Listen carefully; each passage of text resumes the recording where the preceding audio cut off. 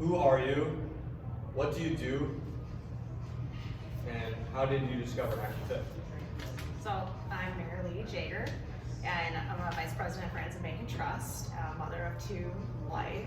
I've got young active kids in Lakeville school districts. Okay. And I'm pretty busy with my job and community events and things like that. So that's who I am. How I discovered ActIn FITT is we have done some business together in the past. You had just opened your gym, and were working with us at the bank. And at that time, there was a lot of worry about COVID and everything. Everybody was getting kind of dormant. Yeah. You came into our bank and was like, hey, don't go dormant. It's not good for you. Come on, bankers, get up, get out of your seats, come to the gym. And I kept saying, I think you came in like 3 times, and I had said a couple times, oh yeah, give me the little pass, I'll come in. And then like the 3rd time, I'm like, I can't keep up with these excuses. I'm actually gonna go in. Right. So I think it was actually at the chamber meeting, if you remember right. yeah. We were at the chamber meeting, and I was like, let's just get you on schedule right now. Yeah, for an eval, I think is how it started. Free eval. I gave you a free eval. Yeah. Usually costs at least $100 or something like that. But yeah. free eval, just come in and see what it's all about. Yeah. Did you mention that you're a vice president at Franklin? Yes, Okay. yeah. So I'm at the Lakeville office here, and we were at a chamber event, like you said, and but you had come into the office too, and I think there was other people around there. So now I'm looking at other people like, oh, you had mentioned it twice.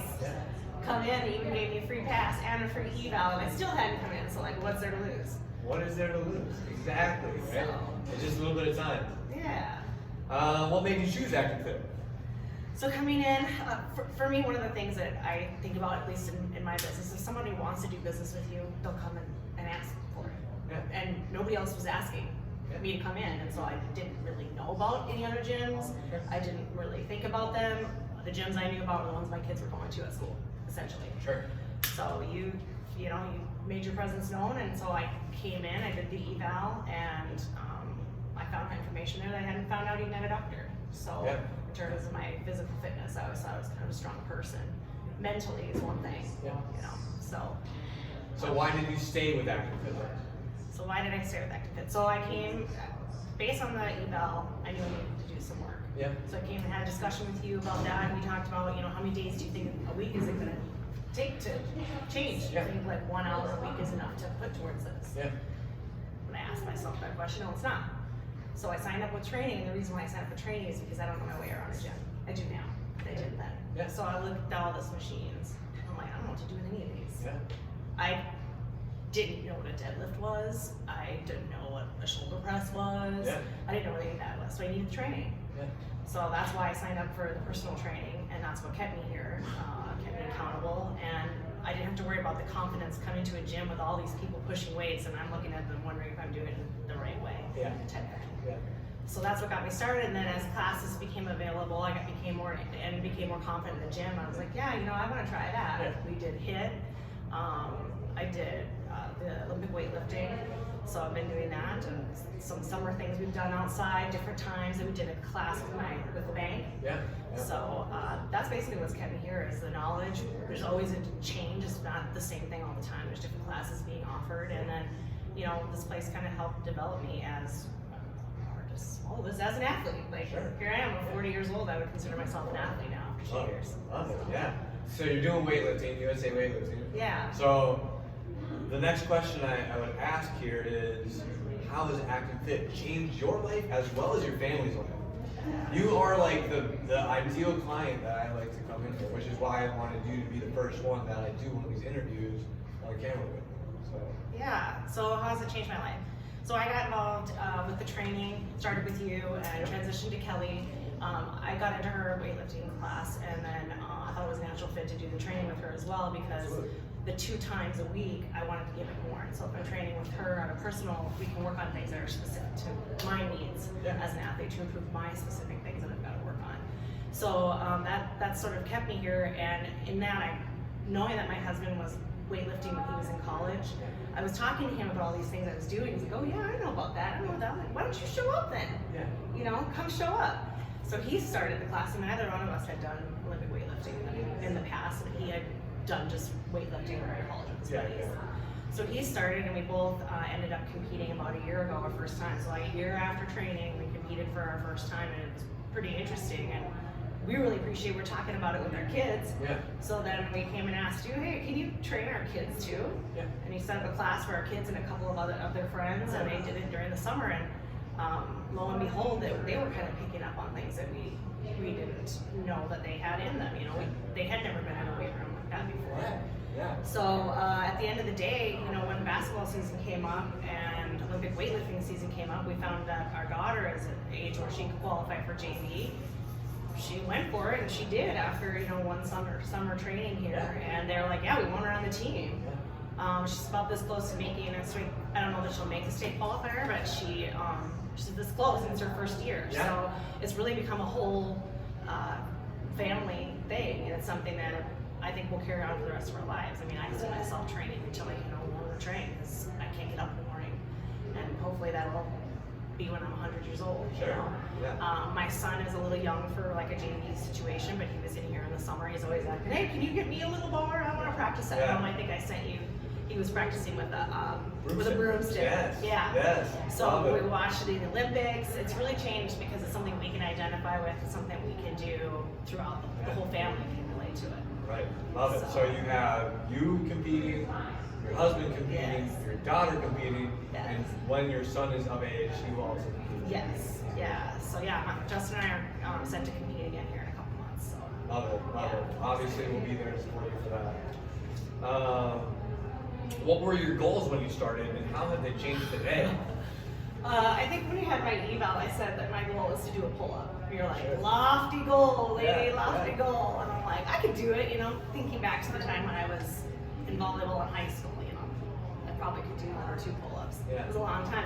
Had I ever worked my arms in any shape or form for 20 years? Nope. But somehow I thought that's what I was going to do. So you're right, it was a lofty goal, because I don't even think I could do a shrug at that point, really, Right. not accurately. Yeah. So, but I think about a year and a half of training, and I I got to see like, oh, I was pretty far away from being able to do a pull-up. Absolutely. And I was with my kids at a playground last summer, and I'm like, I had all those bars. I'm like, I can't. Oh, I want to see. Can I do it? Can I do it? And I didn't. I was like scared because I knew that was one of my goals, and I didn't know if I was ready yet. Yeah. But I went on the playground. And I did a pull-up. Wow. A year and a half, you know. Yeah. But the thing of it is that goal, as we said, where it started and where it's kind of transitioned. So that was my goal at first, but now that I know about all these other things, that's not my goal anymore. Yeah. I want to have more lean muscle mass. I want to be able to move faster, like have more dynamic movements. Yeah. I want to put on heavier weights for a snatch and clean and jerk. I want to continue to deadlift. I just deadlifted on Monday the first time 240. I'd love to get to 275 someday, you know? So like the goals themselves have really expanded. Like a pull-up is great. I hope to do 5 sometime without any assistance. Yeah. But all of these other things that I didn't even know, like a pull-up is just one thing. Right. It's just one thing. There's all these other parts of my body that can have power and can grow. So yeah. Love it. Love it. What is an example of how ActIn FITT, like the extra mile, served you?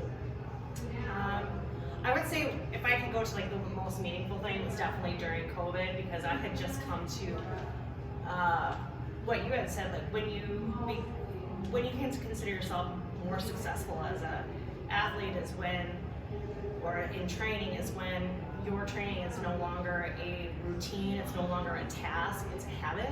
Yes. And I had formed that habit, and like all the shutdown was coming and all that, and I was starting to like, I have this good thing going, and so you guys were willing to do some online training.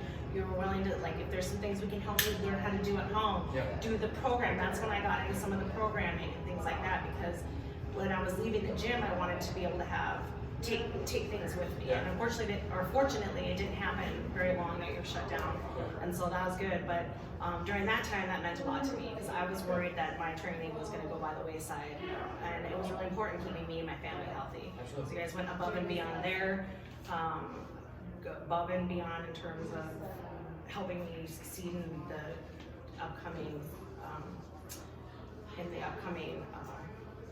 competitions. Yeah. I feel like the personal training is worked out in ways that I couldn't have imagined. Yeah.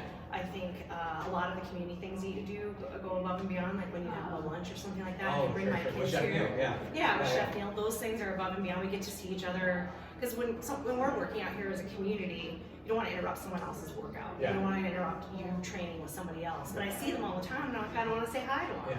So at those, I can kind of build a network of people who support each other. Absolutely. When you see each other in the gym, like if I come here on a Monday and most of the people who are supposed to normally be here on a Monday aren't here, I can be like, hey, what happened? Oh, I was out of town for vacation, or someone died, or something like that. It helps create that community, and those lunches and those events that you do outside of the gym or in the back of the gym here are very helpful. Yeah. I think it's above and beyond, if you ask me. So, Love it. yeah. What advice do you have for people that are afraid to get started? I would say get out of your own way. You know, fear never helps anything. And lack of confidence, like just forget it. Don't forget about confidence, forget about fear, because if you have training, if you have a mentor, those things aren't even necessary. Just come in, trust the process, day at a time. You're not going to be able to be the person that you want to be tomorrow. But if you would get out of your own way, you'll get there in time, you know? And it's not going to be the path that you think you're going to take, because you don't know what you don't know. Right. So whatever you're scared of in your head, you just might as well get out of there, because you have no idea what it's going to be like. Yeah. So, and you guys see people of all levels, you see all ages in here.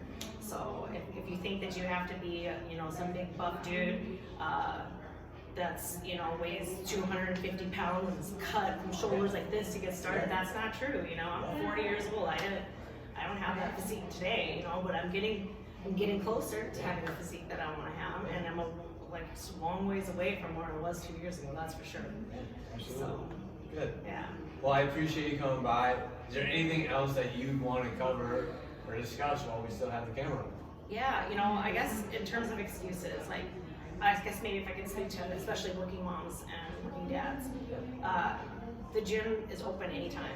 So if you take your excuse of time away, like we all are working, we all are running kids around, we all have to get them supper and do the grocery shopping and things like that. But if you can carve out the time and make it consistent, that just takes away that excuse. So for me, like Monday morning, I can't do Monday mornings. Weekends are so exhausting. I just got rid of that excuse. I came in, and now I can't imagine doing anything better with a Monday morning before I start the week than get in here, get my workout done. And if I miss it, I don't like that, you know. So it's become a habit, and you just gotta allow that process. Working parents, you have to allow that process. You do not need to be 18 years old and in the best shape of your life to get in here. That's an excuse. So, yeah. Good. Well, thank you again. I appreciate this. Yeah. I'm sure everyone that is kind of on the fence about training and taking action, this will kind of push them forward. Yeah. I appreciate it. Yeah, thank you, Brandon. I appreciate you, and I appreciate the gym. So.